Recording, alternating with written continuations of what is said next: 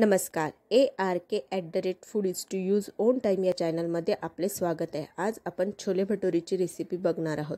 काल आपण छोलेची रेसिपी बघितली होती.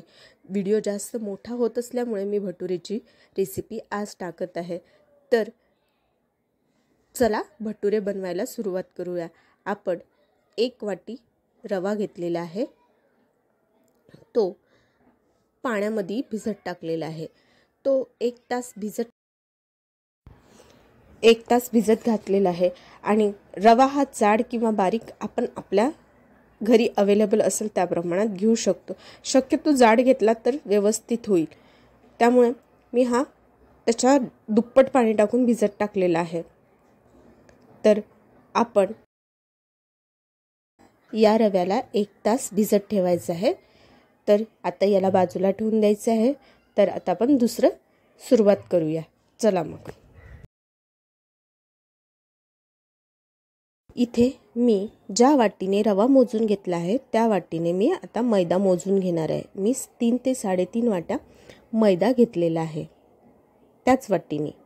आणि त्यात 1 चम्मच मीठ, 2 ते 3 चम्मच साखर, 2 चिमूट खायचा सोडा. तुम्ही हा खायचा सोडा टाकू शकता किंवा स्किप करू शकता. तसेच आता जो रवा आपण भिजत टाकला होता तो आपण थोडा टाकून आपण पीठ मळून घेणार आहे, जेणेकरून आपलं व्यवस्थित पीठ होईल. जर आपण जास्त प्रमाणात अगोदरच सगळा ओतला तर पीठ पातळ होण्याची भीती आहे.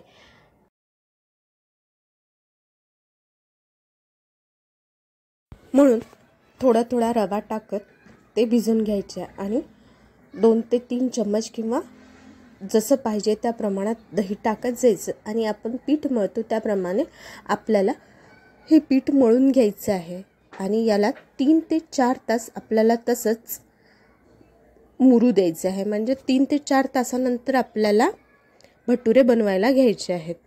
तर चला करूया.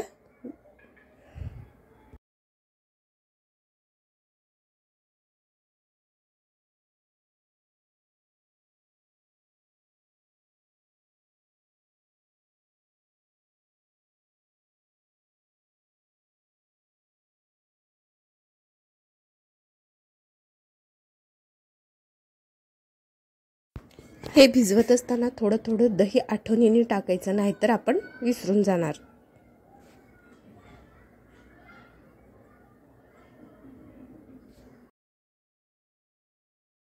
7 ते 8 मिनिट व्यवस्थित मळून घेणार आहे आणि नंतर याला 4 ते 5 तासासाठी बाजूला ठेवून देणार आहे. आणि नंतर आपल्याला भटुरे करायला घ्यायचे आहेत. तर चला बघा.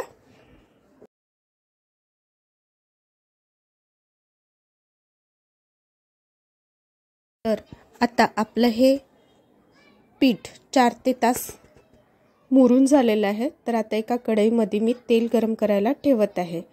तोपर्यंत आपण भटुरे करायला घेऊया.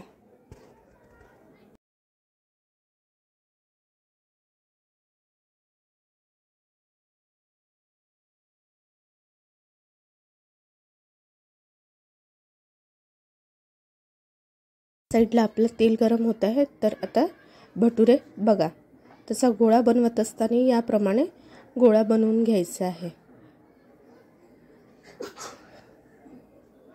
आणि त्याला व्यवस्थित लाटून घ्यायचं आणि मग तळून घ्यायचं आहे. तर बघा कशा प्रकारे आपले भटुरे हे फुलतात ते. आणि हा भटुरे तळत असताना तेल चांगलं व्यवस्थित गरम झालेलं असलं पाहिजे, जेणेकरून आपले भटुरे व्यवस्थित फुलतील. तेल जर थंड असेल, जास्त गरम झालेलं नसेल तर आपले भटुरे व्यवस्थित फुलणार नाही. त्याच्यामुळे जास्त फ्लेमवरच ही भटुरे तळायचे आहेत आणि व्यवस्थित तेल गरम झाल्याच्या नंतरच त्यामध्ये टाकायचे आहेत. तर बघा आपले व्यवस्थित फुललेले भटुरे. आणि हा व्हिडिओ जर तुम्हाला आवडला असेल तर माझ्या चॅनलला लाईक करा, सबस्क्राईब करा आणि कमेंट्स करा आणि माझ्या फेसबुक पेजला फॉलो करा. धन्यवाद.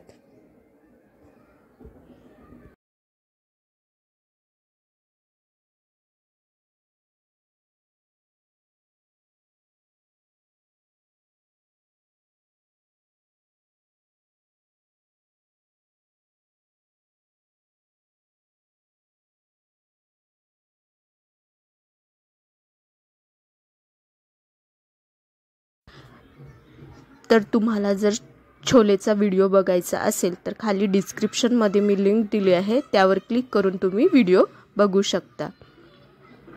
धन्यवाद।